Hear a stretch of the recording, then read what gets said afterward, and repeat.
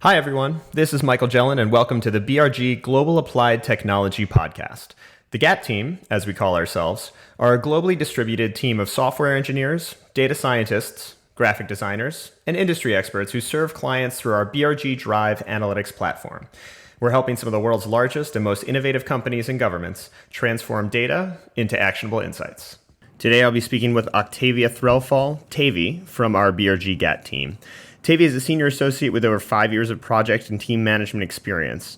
If you're familiar with our team, you'll know that we leverage the BRG Drive software platform to provide solutions to our clients. But what you might not know is that every solution or product that we build follows a rigorous product development process.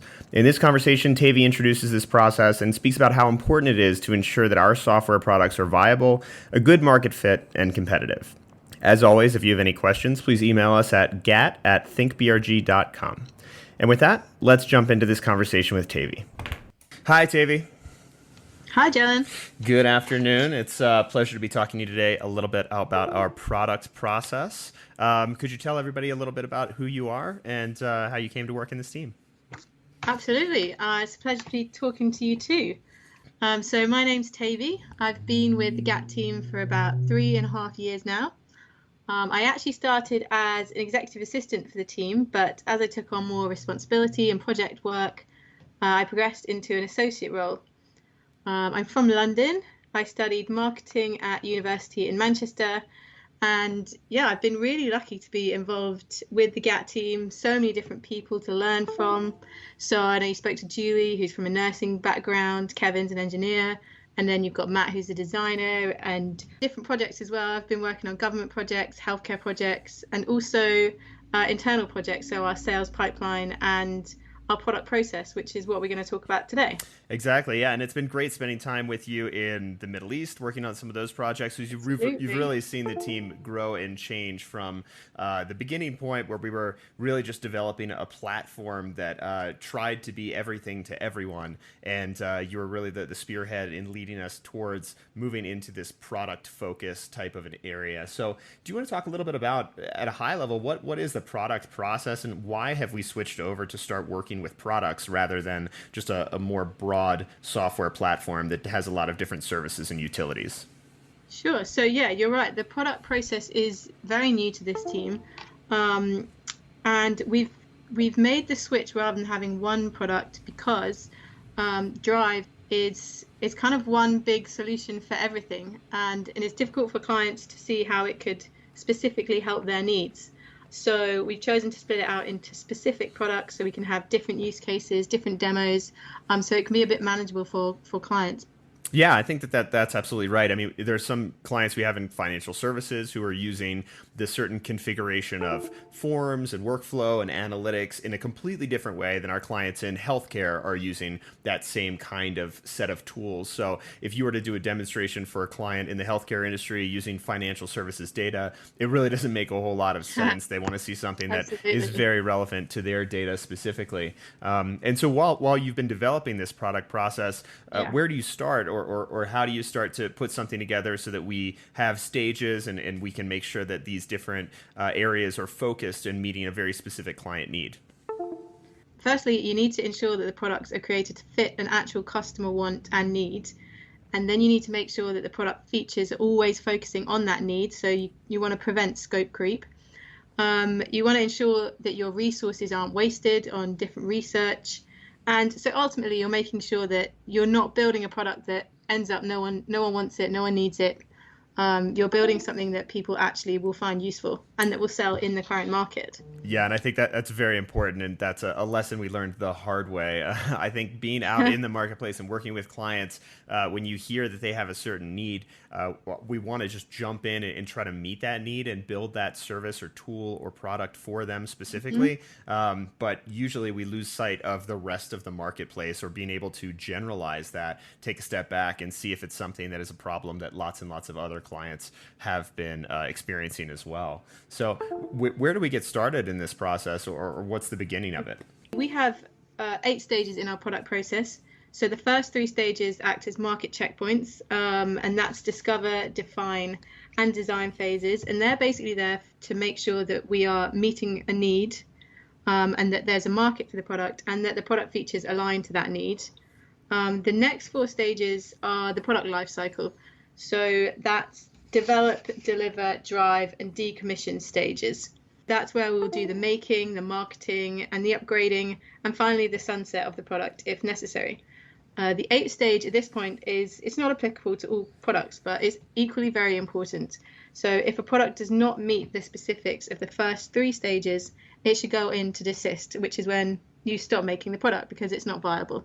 You have to be kind of brutal sometimes when dealing with your ideas, because you can get excited about idea, but if it doesn't meet the market needs, if it doesn't solve a problem, then there's no point in building it as a product. What are the kind of questions that we would be asking clients, or how do we try to understand their need? Because in some situations, I think we've worked in an industry for a long time. We're talking to other experts at BRG who have experience in that area.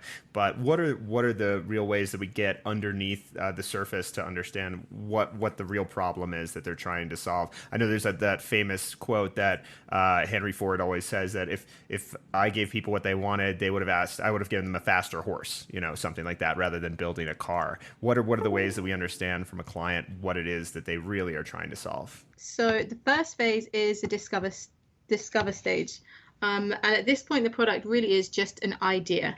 So at this point, we need to determine three things: the problem being solved and who it's being solved for, the scale of the competition and how the problem is being solved at the moment, and the total addressable market. Okay, well, let's drill into each of those. So first, I guess, how do we figure out what the problem is? Do we talk to just one customer or a couple different customers, or how do we start that process? Client can come to you and say, hey, we have this problem, we need help solving it, which is great. Obviously, you're going to help them. But it's also important, and this mistake's been made in the past, to see if this product is viable for sale in the actual market as well. During that process, we're also doing, I guess, a little bit of market research. You mentioned the total addressable market. Can you talk about how we'd come up with that, or how we'd calculate that and why that's important? Sure. So the total addressable market, or the TAM, should answer specific questions. So how big is the market? Is it growing? What are the risks and the entry barriers, and how can a product remain relevant? So the total addressable market, it looks at the competition as well. So how things are being done at the moment, how you can do those better, and ultimately save a client time and money. Nice. At the moment, we have in the discover phase a tool that we could possibly be used for managing supply chain data to ensure that processes are being followed. TAM will be taking place, and then once those have been assessed, they'll be documented in an innovation canvas. And at the end of this stage, the product owner will need to get approval to fund a business plan. And at that point, we'll go into the define stage. All right, so in the discover phase, we're really trying to assess, is there a problem? Can we meet this need? Is there someone else meeting this need in the market? And how big is that market? So it's really trying to understand, is there a business viability for us to move forward and evaluate whether it's worth to build something or not? Is that right? And then after Absolutely. that, we start to get into defining what that is, right? So yeah, you're right. It kind of just makes a start on, is this actually possible? And then we go into define. So that's when you'll do detailed competitor analysis, create potential user personas, and define the features and functions of the product. Okay, and how do we go about doing that? You'll put yourself in the mindset of a typical expected user of a product. So, for example, you'd imagine you're a clinician for a healthcare performance improvement tool. So you'll include details of the user's behavior patterns, challenges they face day to day, their attitudes, so for example, towards technology or adopting new things, their working environment and their skills and their goals. And you'll kind of imagine yourself in this person doing their day-to-day role. What questions are they going to be asking and how they can answer them. So, for example, a clinician for a healthcare performance improvement tool, you may think, so when I'm asked about my ward's performance, I want to be able to see an analysis of that performance against my peer hospitals, so I can see where the opportunities lie for improvement. So it's a when I want to, so I can. And these really can develop your features and functions, and just to make sure that they are current to the needs of the customer. Got it. That makes total sense. So in the first phase, we're saying, is there a problem? Is there a business viability for us to move into it? In the second, we're putting ourselves in the shoes of the customer to say, now that I am experiencing this problem, what would be the best way for me to solve it? Or we go through these customer interviews where we're probing into the day-to-day life of these individuals and trying to figure out how we can make their life a little bit easier. Absolutely, yeah. And this is really important at this stage because if you're also user interviews can take place at this stage, which is really important because if you're not interviewing potential users, you won't have an idea of what they want or need. So this has happened in the past. You kind of build a product without research or validation, and you end up with a product that kind of people don't need, which is, a waste of everyone's time. Yeah, So that's absolutely. what we're trying to avoid. That makes total sense. So when we're doing these customer interviews, what are some of the specific items that we want to include in the business case? So I guess we're going to do a number of different customer interviews. We're going to try to aggregate that information, and we're going to build it into what we want to move forward. What are some things that we should make sure we include in there? We do want to then document this in the business case, and that will include things like the market problem, so what we're trying to solve, the market conditioning, so what's happening in the market and why it suits our solution. You'll want a description of the product and the solution in there. You'll also want to have our credibility in the market. So are we known in the region? What are we known for? Because as you know, we're a global team. We work globally. Does the product fit our strategic goals as an organization? What are the risks and assumptions? And finally, you'll want some financial information in there, and that will include the development of the product, the ongoing maintenance cost, your return on investment, and the suggested price. Okay, and so at this point, once we gather all that information from customers, we're asking them how much they'd be willing to pay for it, that sort of stuff. We bring that into a business plan, and there's a kind of a go, no-go decision that happens at this point, whether we want to invest more time into this path. Is that right? Yeah, exactly. So there's a kind of a decision after each stage, but you're right. These three first stages are very important in that process, which brings us to the design stage, which is the final stage in this market checkpoint. So this is where you've done your customer research. You can imagine the product. You can imagine the solution, what it's going to do. So this is where you really want to see it come alive. So you'll go through designing the features and functions. You'll develop use cases. Matt, who you already spoke to, will develop a wireframe so you can really see the product.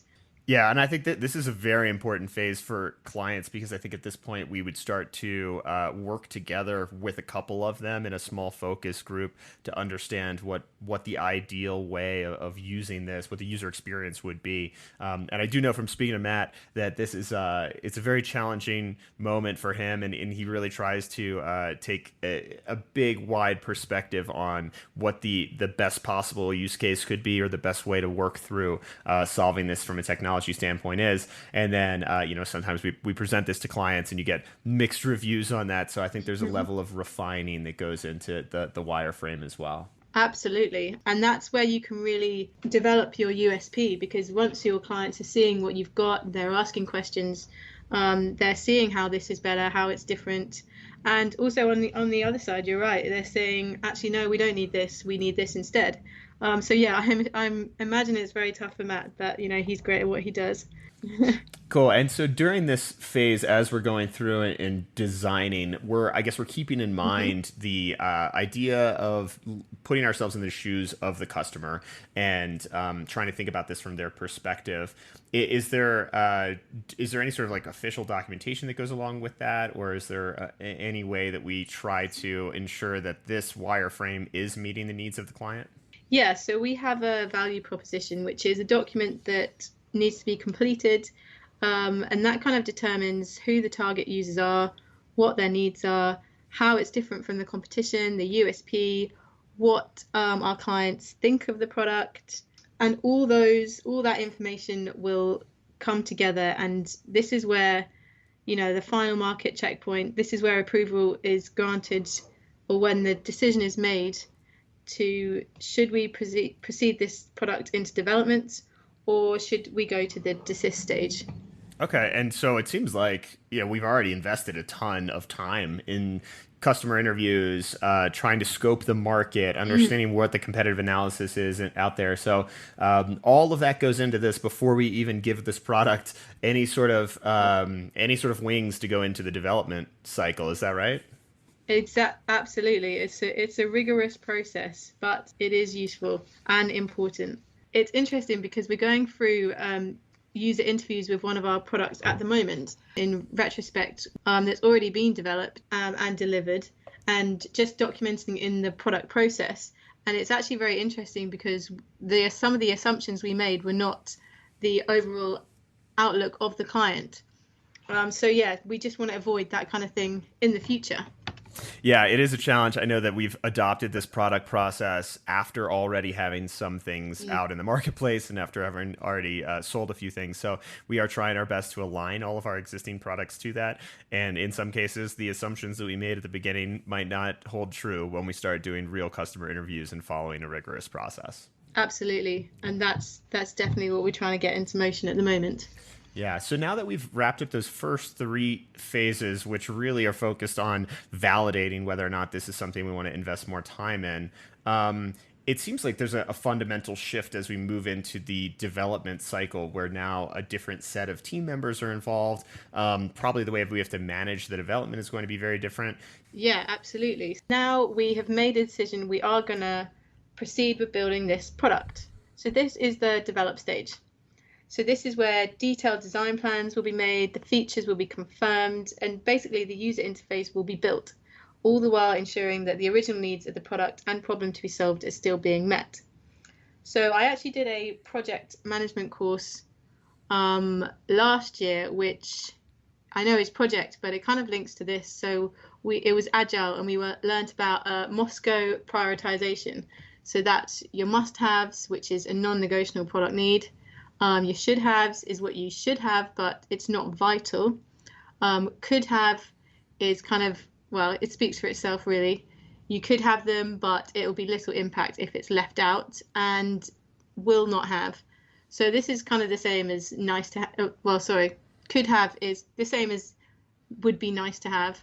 And then will not have is something that's not a priority for this time frame, but you can have it in future developments. That does make sense, and it's super relevant because we're now moving into the phase where it is a project now. It's going to be something we actually work on and build, whereas the first three phases seem like they're more at a business level. We're assessing whether or not we want to move into it, but now that we're in phase 4 and we're starting to develop a piece of software, we definitely need to manage that in a certain way. And so Agile and all the things you've mentioned are perfect for that situation. Absolutely. It is a very agile approach because you need to decide which features are important for the launch. And that brings me to the next part of the process, go-to-market launch. So the go-to-market launch is what you'll need to go into the next phase. So this is basically a list of questions. And if any of the responses are no, you seriously need to think about whether it's ready to go into the deliver stage. So for example, the questions can be, have the legal team reviewed the product language? Your client-facing teams understand the customer journey? So now that we've developed a product, we have something that we actually that functions and we're able to go out to the market with. Before we do that, I guess it's important to go through this questionnaire of things to ensure, one, is it legally allowed out in the marketplace? Has legal reviewed it? Probably a couple other things to just cross the T's and dot the I's and make sure that everything is sound and professional enough to go out to the marketplace. Is that right? Yeah, absolutely. Okay, cool. So then once we've got that product and it's been developed, we move into, would this be the 5th phase? Yeah, the 5th phase, which is deliver. So this is where the launch of the product will happen. So the marketing campaigns will take place and you'll establish a client base. And this is where you can really see different customers in respect of the product adoption. So the key is to engage the early adopters first, which is going to encourage the early or late majority, those suspicious of new ideas or products. Yep.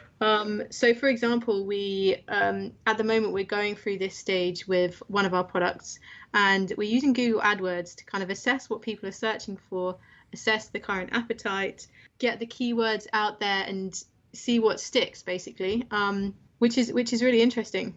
Absolutely. So once we've got if we've got a marketing campaign set up, that would be all also measured, and we'd have analytics on top of that to ensure that we are constantly moving through this process with a data-driven environment. I would think to ensure that we're backing up any of our assumptions or any of our thoughts or hypotheses with information from the marketplace. Yeah, that's right. And that takes us to the drive phase. So once the product is successfully out in the market, the drive phase will start. So that's when you'll have client-centric research and feedback. So you'll go to your client, you'll say, how is this working? How is it not working? And that's really useful because you can then start to develop new features, new functions. You can have a look at the competition again, see what they're doing. It's a really important stage to stay current and competitive in the market. A product can go through these three stages, can iterate through these three stages for quite a long time. So kind of developing and delivering new features and driving these in various markets. So you could try a different market somewhere else in another country or another industry. So at the moment we have one product, but we're targeting non-profits, and we're also targeting higher education.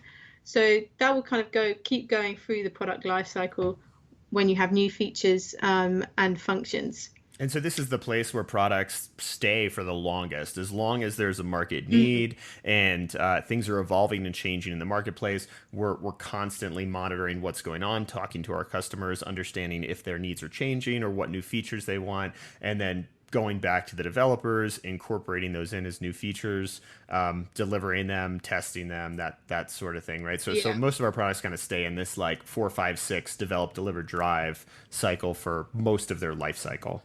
Yeah, and that's why it's so important to kind of not just forget about a product once it's launched into the market. You do need to kind of stay focused, stay in contact with your client, keep an eye on the market and the competition, just to make sure that you are progressing through these stages. So yeah, you're right. Most products will stay at this stage for a long time. However, eventually they're going to reach a stage where they can't compete in the market or they need to be decommissioned or replaced. This is the decommission stage. So you'll monitor the market, and once people have kind of stopped using the product, or once you've launched a replacement, you'll launch a sunset plan, and that's going to close out the product and take it off the market. And I know our development team really does enjoy this sort of thing because for us to take products off the market, it means there's less maintenance for them, less code base that they have to make sure that they're staying on top of. And so, yeah, it allows us to kind of focus ourselves on the bets that are really paying off. Yeah, that's true. Perfect. And I know we use a set of different tools in our team individually to manage the different areas. So if we were to cut up these 7 different pieces or 7 different phases of what's going on into the first 3, which are really the high level business objectives to understand if there's a market need and a fit, and then the final develop onward, develop, deliver, drive, that mostly deals with our engineering team and is about building and getting features in there and that sort of thing. Do we use, or can you talk a little bit about the different tools that we use inside of our team to manage that process? Because it is 2 pretty separate audiences who are touching this at different areas of the life cycle. Yeah, absolutely. So I'd say there's 4 tools that we use. So we use Trello for a high level overview of where all the products are at one time in the process. We use Product Board to kind of prioritize new features, rate them, and then we use Jira for the development guys to actually develop them, and then we use Salesforce to drive the products. Yeah, and so Salesforce is also where you do any of your marketing campaigns, is that right? Yeah, so we keep all our marketing campaigns in there, we keep our contacts, all our opportunities, so it's easy to organize. You can see where you are, you can see where your bottlenecks are, and you can see who you want to target next as well. So to summarize, communicating with your clients or completing market research is key when developing a new product. Otherwise, you risk developing something that no one wants or needs. Using a range of platforms ensures organization of not only the products at a high level or at a feature level, but also marketing campaigns and keeping track of opportunities in the deliver phase. Thank you so much for taking the time to do this. No, thank you. Awesome. Well, I will talk All to right, you thank you in so 2 much. minutes. Thank you. Yeah. Really appreciate it, Tavy. Have a good one. Bye. Bye. Bye. The views and opinions expressed in this podcast are those of the participants and do not necessarily reflect the opinions, position, or policy of Berkeley Research Group or its other employees and affiliates.